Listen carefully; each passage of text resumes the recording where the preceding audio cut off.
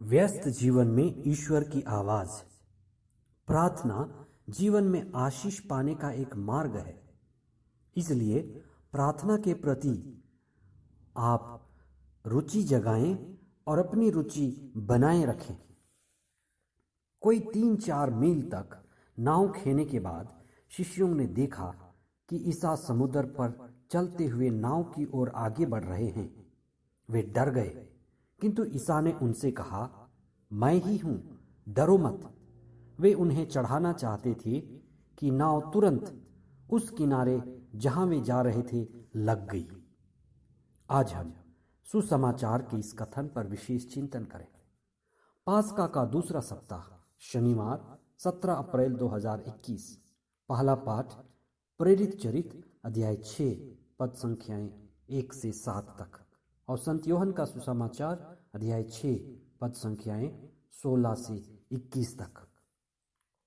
परिवारों में, रिश्तों में और समुदाय में जहां भी हम रहते हैं और काम करते हैं, कुछ लोग तो हमें समझ पाते हैं, पर कुछ लोग हमें नहीं समझ पाते। कुछ लोगों के साथ हमारी गलतफहमी बढ़ती जाती है। कुछ लोग बराबर यह शिकायत करते हैं, विशेष करके वे जो हमारे नजदीक के रिश्तों में हैं। लोग कहते हैं, मेरा पति, मेरी पत्नी, मेरे बच्चे मुझे समझते नहीं हैं। मेरा समुदाय मुझे समझ नहीं पा रहा है। हमारे घरों में, परिवारों में, पड़ोस में, ऑफिस में गलतफहमी बढ़ती ही जाती है। Lots of misunderstanding, lots of complain, I am not understood rightly. गलतफहमी के कारण मेरा रिश्ता टूट रहा है, मेरा परिवार बर्बाद हो रहा है। कई परिवार और कई लोग अलग अलग परिस्थितियों में रह रहे हैं और गलतफहमी के शिकार हैं।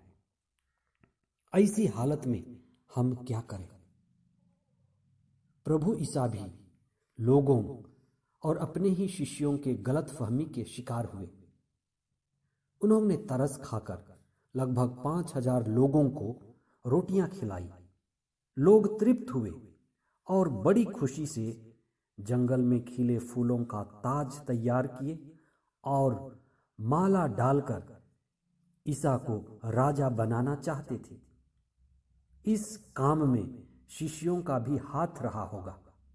वे इतने उत्साही थे कि सुसमाचार कहता है, ईसा समझ गए कि वे आकर मुझे राजा बनाने के लिए पकड़ कर ले जाएंगे। इसलिए वे फिर अकेले ही पहाड़ी पर चले गए। ईसा अपनी विनम्रता बनाए रखना चाहते थे। वे कृपा व अनुग्रह में बढ़ते रहना चाहते थे। जैसे संत याकूब अपने पत्र में लिखते हैं, ईश्वर घमंडियों का विरोध करता है, किंतु विनीतों को अनुग्रह प्रदान करता है। आगे संत याकूब कहते हैं, प्रभु के सामने दीनहीन बने और वह आपको ऊंचा उठाएगा। पहली बात, ईसा की लड़ाई लोगों की नासमझी के साथ थी।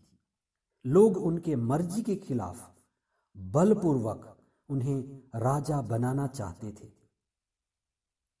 कभी कभी हमारे साथ नासमझी होती है और हमारे साथ बल का प्रयोग होता है। ऐसी हालत में हम क्या करें? दूसरी बात, ईसा की लड़ाई अहंकार के साथ थी। उनके जीवन में यह ईश्वर की इच्छा नहीं थी। शैतान उनकी परीक्षा ले चुका था। शैतान कहता है, यदि तुम मेरा दंडवत करोगे तो संसार के सभी राज्य दे दूंगा। ईसा इस अहंकार से बचना चाहते थे। ईसा ने न समझी और गलतफहमी में कैसा कदम उठाया?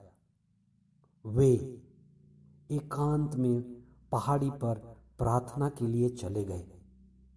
लोगों को दोषी नहीं ठहराया, लेकिन लोगों की भावनाओं को स्वीकार करने के लिए ईश्वर से प्रार्थना की। आज आप देखें कि आपके साथ हुई नासमझी, गलतफहमी, बल प्रयोग और अपने जीवन में अहंकार को आप कैसे सुलझाते हैं। आप ईशा की ओर देखें और उनसे प्रार्थना करें। समुद्र पर चलना ईसा के दिव्यता और उनके ईश्वर पुत्र होने को प्रकट करता है। जैसे उत्पत्ति के समय अथाह समुद्र पर ईश्वर का आत्मा विचर रहा था, वचन यह बताता है कि ईसा को समुद्र की शक्ति पर अधिकार था।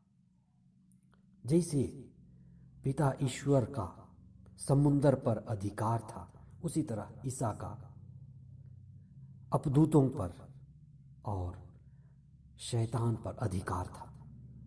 पवित्र आत्मा के द्वारा प्रेरितों का कार्य बढ़ने लगा। जब काम बढ़ता है तो समस्या भी बढ़ती है। प्रेरितों के साथ ऐसा ही हुआ। ऐसी हालत में हम क्या करें? प्रेरितों ने सामूहिक सभा बुलाई। एक साथ प्रार्थना द्वारा यह निर्णय लिया गया कि वे प्रार्थना और वचन सुनाना जारी रखेंगे। सामाजिक सेवा कार्य के लिए 7 उत्साही प्रार्थना करने वाले कर्मठ युवकों को चुनकर उनको उपयाजक बनाएंगे। ऐसा करने से उनकी प्रार्थना, सामुदायिक जीवन और सेवा कार्य भी मजबूत और व्यवस्थित हुआ। आइए हम विशेष प्रार्थना करें। आप अपनी सारी समस्याओं को प्रभु के हाथों में सौंप दें। किसी के साथ न समझी, किसी के साथ गलतफहमी, ऐसी हालात में कोई निर्णय ना लें। मौन रहकर कुछ समय प्रार्थना में बिताएं, ईश्वर को सुने और प्रार्थना के द्वारा अपने जीवन को संचालित करें। आमीन।